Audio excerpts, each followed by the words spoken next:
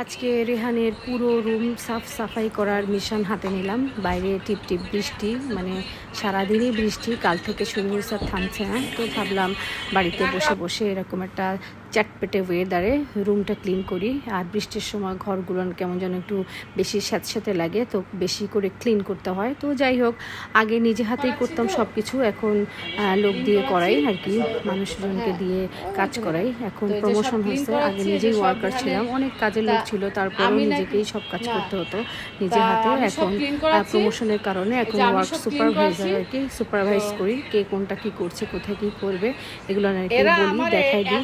না নিজে না দেখাই দিলে আর কি হয় না কাজগুলো। আর ছেলে মেয়েরা আমাকে নিয়ে মজা করছিল। আমি নাকি যে হিন্দি একটা সিরিয়াল হতো, তার মধ্যে যে গোপী বাহিনী ছিল গ্রাম থেকে এসে, ওর হাজব্যান্ডের ল্যাপটপ পানির মধ্যে ধুয়ে শুকাতে দেয়, তো আমাকে নিয়ে সেই মজা করছিল। আমি নাকি রেহানের পিসি ওরকম ধুয়ে পানিতে শুকাইতে দেবো, এরকম করে না ফেলি, তাই রেহানকে বলছিল, মজা করে হাসছিল, আমিও মজা নিচ্ছিলাম। দিস ইজ লাইফ, আসলে সব কিছু খুব সিরিয়াস নিলে লাইফে কিছুই হয় না। আমি ছেলে মেয়েদের সাথে এইভাবে মজাও করি, কাজও করি, সব কিছু করি। তো এই তো this is me and real me. আমার কাছে মনে হয় লাইফে যে যত বেশি আর কি ফান করতে পারবে, যে যত এনজয় করতে পারবে, সেই আমার মনে বেশি ভালো থাকতে পারবে, ফিট থাকতে পারবে, সুন্দর থাকতে পারবে। আমারে এত আন্ডার এস্টিমেট করে আমার ছেলে মেয়েরা। আমার মেয়ে বলতেছে আমি নাকি রেহানের রুম ক্লিন করছি, আমি নাকি রেহানের পিসি সেই গোপী বাহিনীর মতন পানি দিয়ে ধুয়ে ফেলছি, সেটা বলতেছে। আর রেহান আমারে কিছু হলে আমি কিছু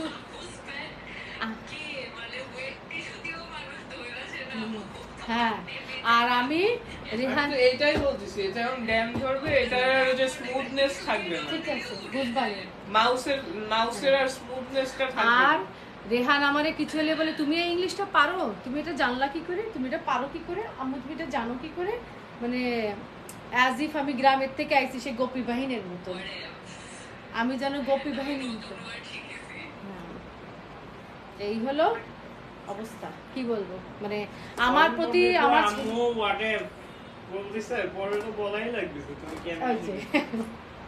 আমি কেমনে শিখলাম, আমি কিছু বলে তুমি এটা জানো কি করে, তুমি পারো কি করে, যে অ্যাজ ইফ আমি গ্রাম থেকে আসছি গোপী বাহিনীর মতন।